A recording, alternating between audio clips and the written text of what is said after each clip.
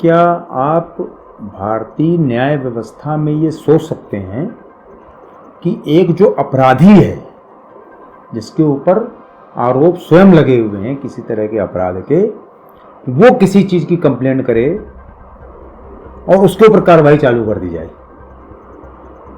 मतलब जैसे चोर जो है खुद कंप्लेंट करने लगे कि भाई देखो, वो देखो उसने ये गलत काम किया है।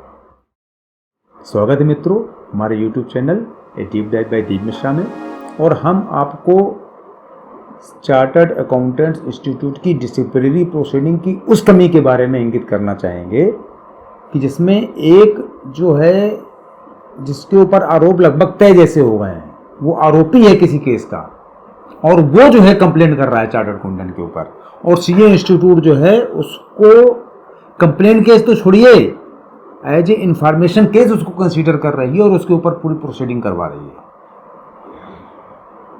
कितनी बड़ी विडंबना है ये।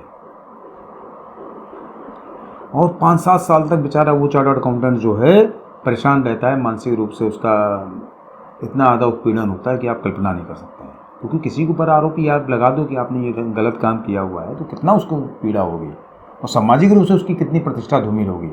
वो किसी को मुँह नहीं दिखा पाता है, किसी से बात नहीं कर पाता है ना, बता नहीं पाता है। हम यहाँ पर आपको नाम इसलिए नहीं बताएंगे क्योंकि नाम बताना उचित नहीं है, क्योंकि जो वो केसेस हमने रिप्रेजेंट किए इंस्टीट्यूट में और उनकी तैयारी भी करवाई, तो उनके बारे में चूँकि हमको बिल्कुल प्रत्यक्ष जानकारी है, तो हम उस केस को आपसे डिस्कस करते हैं।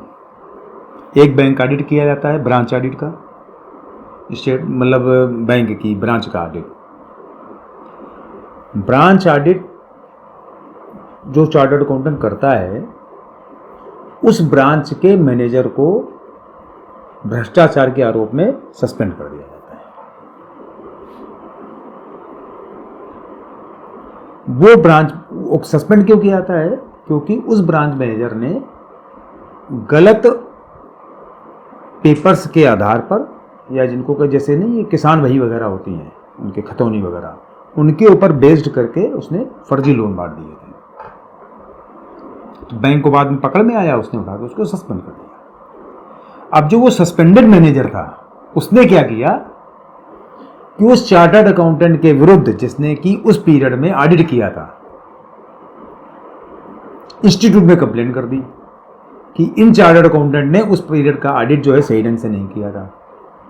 और क्या सही नहीं किया था कि जो उस पीरियड की, जिस पीरियड का उन्होंने ऑडिट किया था, उस पीरियड में जो इंटरनल ऑडिट रिपोर्ट थी उसमें ये सारे बिंदु लिए गए थे, लेकिन उन्होंने अपनी मेन रिपोर्ट में उसको नहीं लिया था जब स्टैट्यूटरी ऑडिट किया था। अब देखिए यहाँ पर मेन कल्प्रिट कौन है? वो भ्रष्टाचारी ब्रांच मैनेजर जिसने कि रिश्वत लेके या जो भी कारण रहे हों गलत लोन बांटे, और उसके बाद बैंक ने उसको सस्पेंड किया। और वही भ्रष्टाचारी ब्रांच मैनेजर उस चार्टर्ड अकाउंटेंट ऑडिटर के ऊपर आरोप लगा कि उसने सही ऑडिट नहीं किया, ठीक से ऑडिट नहीं किया है, उसके ऊपर इंस्टीट्यूट में कंप्लेंट कर रहा है। ये तो ईश्वर की कृपा कहिए कि उसने कंप्लेंट केस नहीं किया था, उसने जो किया था इंफॉर्मेशन केस किया था। एक चीज। दूसरी चीज, वो चूंकि सस्पेंड हो चुका था, इसलिए उसके पास जो भी डॉक्यूमेंट बैंक के थे वो सारे वेरीफाइड डॉक्यूमेंट नहीं थे। मतलब वो डॉक्यूमेंट बैंक द्वारा उसने कहीं से अपना, किसी अपने मित्र के माध्यम से, कैसे भी दूसरी ब्रांच से अपना उसने सारे निकलवाए हुए थे चोरी छिपे तरीके से। क्योंकि जब सस्पेंड हो गया तो उसके बाद उसने वो सब इकट्ठा करने चालू किए थे डॉक्यूमेंट। लेकिन पहली बात तो ये मानसिकता नहीं समझ में आई कि भ्रष्टाचार में तुम फंसे हो और कंप्लेन आप उस चार्टर्ड अकाउंटेंट के अगेंस्ट कर रहे हो जिसने कि केवल ऑडिट किया है। रिश्वतखोरी तुमने की, रिश्वतखोरी करके तुमने पैसा कमाया और भ्रष्टाचार में फंस के तुमने लोन किए, और आप कंप्लेंट किसके अगेंस्ट कर रहे हो? जो कि जिसने कि उस पीरियड का केवल ऑडिट किया है। वो तो आपके उस पूरे जो भ्रष्टाचार का जो कारनामा था उसमें कहीं लिप्त था नहीं, संलिप्त था नहीं, उसने केवल ऑडिट किया था, इस कारण से आप उसके अगेंस्ट कंप्लेंट कर रहे हो। ये कौन सी मानसिकता हो सकती है? ना तो इससे आप बच सकते हो अपने भ्रष्टाचार से, भाई उसकी कंप्लेंट करके आप अगर बच सकते हो तो भाई ठीक है, चलो भाई बच गए हम, तो आप बच भी नहीं रहे हो, तो ये कौन सी मानसिकता हो सकती है? खैर, इंस्टीट्यूट में कंप्लेंट की गई, इंफॉर्मेशन केस के रूप में डाला गया उसको, वो केस आया हमारे पास, तो हमने इंस्टीट्यूट में शुरुआत में ही प्राइमरी ऑब्जेक्शन ये लगाया कि जो डॉक्यूमेंट इसने सबमिट किए हैं सारी फ़ोटो कापी हैं, और फ़ोटो कापी आप बैंक से वेरीफाई करवा लीजिए। अब इंस्टीट्यूट की डिसिप्लिनरी प्रोसीडिंग की मजे देखिए कि उन्होंने उन डॉक्यूमेंट्स को कभी वेरीफाई करवाया ही नहीं और केस चालू कर दिया डिसिप्लिनरी कमेटी में लाके। डिसिप्लिनरी कमेटी की प्रोसीडिंग चालू हुई तो उसमें हमने यही आर्गूमेंट रखा भाई कि ये जो डॉक्यूमेंट है ये केवल फोटो कापी हैं, किसी भी तरीके से किसी भी डिपार्टमेंट द्वारा कहीं से भी इनका वेरिफिकेशन नहीं हो सकता है, न वेरीफाई किए गए कभी। और हम शुरुआत से कह रहे हैं कि डॉक्यूमेंट आप पहले वेरीफाई करवा लीजिए तब आप केस चलाइए। ये डॉक्यूमेंट अनवेरीफाइड है और केवल फोटो कापी के ऊपर आप किसी को प्रोसीडिंग नहीं चालू कर सकते हो किसी के अगेंस्ट।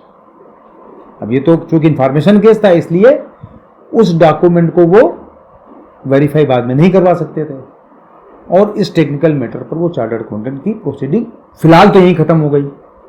वैसे भी उसमें कुछ नहीं था क्योंकि उस चार्टर्ड अकाउंटेंट ने जिस साल का ऑडिट किया था उसके पिछले साल में, मतलब जिसे फाइनेंशियल ईयर मान लीजिए 23-24 का ऑडिट किया उसने, और वो जो लोन बांटे गए थे वो तो 22-23 के। इंटरनल ऑडिट रिपोर्ट जो थी वो 22-23 की थी जो कि 23-24 में प्रेजेंट की गई थी। 23-24 के शुरुआती पीरियड में, मतलब अप्रैल या मई में वो दी गई थी। वो फाइनेंशियल पीरियड की इंटरनल ऑडिट रिपोर्ट नहीं थी जिस फाइनेंशियल ईयर का वो ऑडिट कर रहा था, स्टेचुटरी ऑडिट कर रहा था चार्टर्ड अकाउंटेंट। तो उसको उस रिपोर्ट को इंटरनल ऑडिट रिपोर्ट को रेफर करने की भी कोई जरूरत नहीं थी। उसने अपने फाइनेंशियल ईयर अपना जो पीरियड ऑफ ऑडिट था उसकी जो इंटरनल ऑडिट रिपोर्ट थी उसको अपना रेफर किया, उसको पढ़ा, उसमें जो अपना आया होगा उसको अपना देखा और उसके ऊपर अपना रिमार्क लिखा अपनी ऑडिट रिपोर्ट में, मेन ऑडिट रिपोर्ट में। तो वो चार्टर्ड अकाउंटेंट वैसे भी कहीं से नहीं फंस रहा था, उसने बहुत अच्छे तरीके से, हम तो जानते हैं उसको व्यक्तिगत रूप से, बहुत ही मेटिकुलस टाइप से का काम करने वाले वो व्यक्ति हैं। लेकिन अब चूंकि एक भ्रष्टाचारी ने अपने आप को पता नहीं क्यों बचाने के लिए बच सकता नहीं था, लेकिन पता नहीं क्यों किया उसने, समझ नहीं आया आज तक। उसने उस चार्टर्ड अकाउंटेंट बेचारे को कंप्लेंट कर दी उसकी।